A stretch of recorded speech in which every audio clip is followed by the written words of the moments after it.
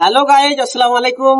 আজকে এই যে পার্কে আমাদের আসার কথা ছিল, আসগার আলিফ যেটা বলেছিল, তো এটার ব্যাপারে আমি এটাই বলতে যাব যে আজকে আমরা একটা টাইম রেখেছিলাম, অর্থাৎ এসেছিলামও আরো অনেকক্ষণ আগে এসেছিলাম।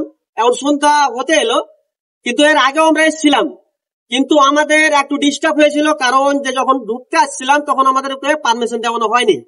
কারণ যে অনেক লোক হয়ে যাওয়ার কারণে আমরা বাইরে ছিলাম।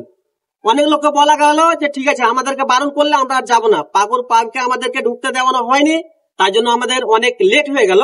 তো অনেক লোক, যে সব লোকগুলো আমাদের সঙ্গে এসেছিল, তো ওনারা সব বাড়ি চলে গিয়েছে। তো আমরা অনেক ইয়ে করে, মানে কম সব লোকে এদিক ওদিক থেকে আমরা এলাম।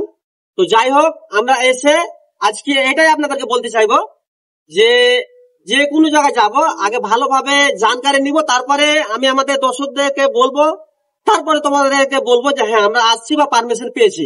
এভাবে অনেক লোক ছুটাছুটি হয়ে অনেক সমস্যা হয়েছে। তো যাই হোক, আমি এখান থেকে আমার কথা এন্ড করছি। আর এর ব্যাপারে আজকের বাবাজি আপনি কিছু বলেন। আমাদের ওই পারমিশন নেওয়া হয়নি, তার জন্য আমাদের এরকম হলো, বুঝতে পারলেন তো ভাইরা। এটাই আমাদের ভুল হয়ে গেছে, আগে পারমিশন নিতে হইতো, তারপরে আমাদেরকে ডেট দিতে হইতো। যাই হোক, বলেন। যাই হোক, তো যা বললে আসগর দাদা, তো ওটা ঠিকই কথা। আর সবচেয়ে তো একটাই বিষয় হলো কি, যে পাকুর পাট বলা ডরিয়ে গেছে, বা আর কিছু যে আমার জিনিস ভাঙচুর করে দিবে, তো তার ক্ষতিপূরণ কে করবে, তো ওটা বলানো হয়নি। তার মধ্যে অনেক, মানে আমাদের ফ্রেন্ড ফলোয়ার সব ঘুরে ঘুরে চলে গেল।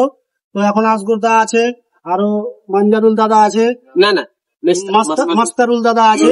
তো মাস্তারুল দাদা কিছু বলেন।